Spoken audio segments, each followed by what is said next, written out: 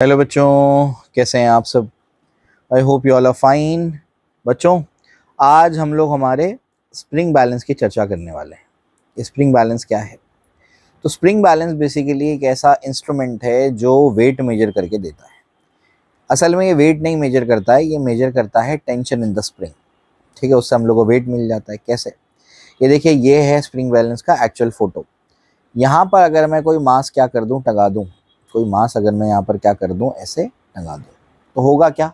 ये मास टंगाने की वजह से यहाँ पर ये हो जाएगा कि भाई ये जो है ना हमारा, ये जो हमने यहाँ पर मास टंगा दिया, उसके वजह से ऐसे हो जाएगा कि मास पहले क्या करेगा, इसको अंदर स्प्रिंग लगी होती है इसके, तो स्प्रिंग को खींचेगा। स्प्रिंग को खींचेगा तो पहले क्या करेगा, मास को जैसे ही लगाया है तो स्प्रिंग को खींचेगा, तो पहले क्या करेगा, पहले स्प्रिंग ऑसिलेट करने वाली, पहले स्प्रिंग ऑसिलेट करेगी। ऑसिलेट करके जब स्प्रिंग एक टाइम पे स्टेडी स्टेट में आ जाएगी, तो स्टेडी स्टेट में आने के बाद जो यहाँ पर टेंशन डेवलप होगा, यानी जो स्प्रिंग फोर्स डेवलप होगा, क्योंकि स्टेडी स्टेट में हम स्प्रिंग को रस्सी से रिप्लेस कर देते हैं, तो स्प्रिंग फोर्स जो यहाँ पर डेवलप होगा, जो टेंशन डेवलप होगा, वो mg के बराबर होगा। क्या आप समझ गए?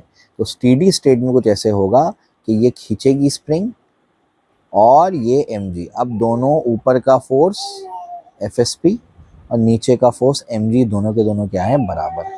उस टाइम पे हम लोग इसकी रीडिंग बताते हैं। ठीक है ना? तो रीडिंग कैसे बताते हैं? fsp टेंशन के बराबर है, तो टेंशन डिवाइडेड बाय g कर देते हैं। टेंशन डिवाइडेड बाय क्या कर देते हैं, g। टेंशन किसके बराबर है? mg के बराबर है। डिवाइड बाय g कर दो, तो g और g क्या हो जाएगा, कैंसिल। तो ऐसे मास पता लग जाएगा। असल में हम पता तो टेंशन कर रहे हैं, लेकिन उसके अंदर हम क्या करते हैं, इनबिल्ट रख देते हैं।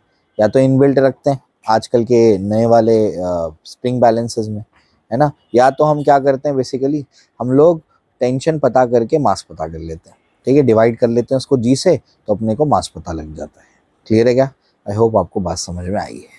तो बेसिकली यहाँ पर अगर रीडिंग पता करनी है तो टेंशन डिवाइड बाय जी करेंगे तो क्या मिल जाएगा, मास मिल जाएगा। लेकिन असल में हम ना तो वेट मेजर कर रहे हैं ना तो मास, हम मेजर क्या कर रहे हैं, टेंशन। अब टेंशन mg के बराबर हो गया, फिर उसको g से डिवाइड करके मास बता देते हैं उसका। बात समझ में आई? इस तरीके से। आई होप आपको यहाँ तक बात क्लियर है। आगे चलते हैं फिर। अच्छा, इसमें जो रीडिंग है, इस बात का ध्यान रखना है इसके अंदर, कि इसके अंदर जो रीडिंग होगी ना, रीडिंग आपको बताया मैंने कैसे लिखना है, लेकिन रीडिंग असल में क्या होगी, कि क्या रीड करता है, स्प्रिंग फोर्स। स्प्रिंग फोर्स किसके बराबर होगा, टेंशन इन द स्ट्रिंग के बराबर होगा। बात समझ में आई? तो बेसिकली ये जो रीडिंग बताएगा वो क्या बताएगा, वो ये बताएगा। कौन सी रीडिंग बताएगा, एफएसपी के बराबर और टेंशन के बराबर होता है। यानी अगर रीडिंग पता करनी है तो रीडिंग तो स्टेडी स्टेट में आएगी, यानी रीडिंग पता करनी है तो स्प्रिंग का टेंशन यानी स्प्रिंग फोर्स पता कर लो। ये फंडा, ये याद रखना, ये इंपॉर्टेंट है। ठीक है, चलो आ जाओ।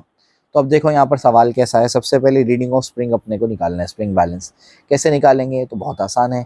इसकी रीडिंग पता कर लो। ऑब्वियसली हम लोग रीडिंग स्टेडी स्टेट में ले सकते हैं। स्टेडी स्टेट में अगर लेंगे तो हम लोग इस स्प्रिंग को किससे रिप्लेस कर देंगे, स्ट्रिंग से। स्ट्रिंग अगर है तो नीचे क्या लगेगा, नीचे 100 न्यूटन लगेगा, ऊपर की तरफ टेंशन आएगा, तो बेटा टेंशन ही रीडिंग होती है, और टेंशन किसके बराबर आ रहा है, mg, यानी 100 न्यूटन के बराबर। पहला सवाल खत्म। क्लियर है क्या? चलो आगे चलते हैं। आगे यहाँ पर देखो टेंशन डेवलप होगा, यहाँ पर क्या होगा, mg साइन थीटा होगा। अब मास 10 है, g का वैल्यू 10 है, साइन थीटा मतलब हाफ, 30 मतलब कितना आ जाएगा, ये हो जाएगा 50 न्यूटन। आई होप आपको बात समझ में आ रही है। तो बेसिकली यहाँ पर जो आपकी रीडिंग आएगी वो टेंशन के बराबर है, जो कि 50 न्यूटन के बराबर आएगी। क्लियर है क्या? एकदम आसान है। आइए आगे चलते हैं, इसमें रीडिंग कैलकुलेट करते हैं। इसमें रीडिंग अगर आप गौर से देखेंगे तो पुली के दोनों साइड पे 2 मासेस लगे हुए हैं और दोनों 10-10 किलो के हैं, यानी दोनों पे नीचे 100-100 न्यूटन लगने वाला है। तो ऊपर टेंशन टी लगेगा, यहाँ पर भी टेंशन टी लगेगा। तो यहाँ पर जो टेंशन डेवलप होगा वो 2T डेवलप होगा, तो इधर भी 2T होगा। समझे? तो स्ट्रिंग के अंदर ये एक रस्सी है, इस रस्सी के अंदर कितना टेंशन डेवलप हुआ, 2T डेवलप हुआ। समझे? और टी किसके बराबर है, 100 के बराबर है। टी किसके बराबर है, 100 के बराबर है। तो रीडिंग कितनी हो जाएगी, बोलो, 2 इंटू टी mg के बराबर है ना, क्योंकि टी 100 के बराबर है। तो 2 इंटू कितना हो जाएगा, ये 100, तो ये जाएगा 200 न्यूटन की रीडिंग आ जाएगी इसके अंदर। समझे क्या? इजी है। चलो भाई आगे चलते हैं। आगे क्या है इसको चेक करो। यहाँ पर तो अगर इसको देखेंगे तो यहाँ पर बेसिकली क्या है बेटा, ये 200 न्यूटन इधर लगेगा, 20 किलो है, और इधर 200 न्यूटन लगेगा, दोनों साइड सेम फोर्स है, सिस्टम कहीं भी एक्सेलरेट नहीं करेगा, समझे ना। तो इसमें अगर रीडिंग पता करनी है तो बस टेंशन पता कर लो रस्सी के अंदर, समझे क्या। तो रस्सी के अंदर टेंशन पता कर लो, तो रस्सी के अंदर टेंशन कितना आएगा, तो रस्सी के अंदर देखो, याद रखो, ये जो दो, आपको क्या लगेगा, आपको लगेगा दो रस्सी है तो दो टेंशन होने चाहिए, समझे आप मेरी बात। लेकिन मेरी बात ध्यान से सुनना, दो अगर ऐसा अरेंजमेंट है, ध्यान से सुनना,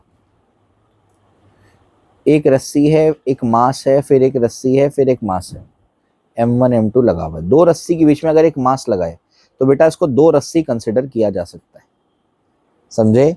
लेकिन अगर ऐसा है कि एक रस्सी है, फिर दूसरी रस्सी गांठ मार के एक और रस्सी लगा दी, है ना, पहली रस्सी पे गांठ मार के एक और रस्सी लगा दी और यहाँ मास लगा दिया, तो अब ये दो रस्सी है कि एक रस्सी है, ये सिंगल रस्सी जैसा बिहेव करेंगे, यहाँ से एक ही टेंशन आएगा। तो अगर बीच में मास नहीं है तो वो रस्सी सिंगल रस्सी के जैसा बिहेव होने वाला है, समझे क्या।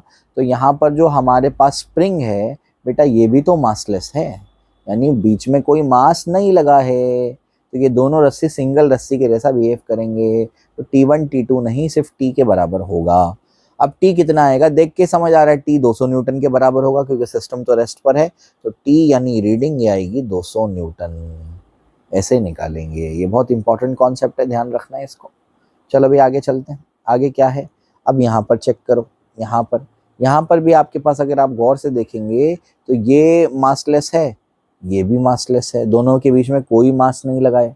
अगर दोनों के बीच में कोई मास नहीं लगाए तो ये सिंगल रस्सी जैसा बिहेव करेंगे।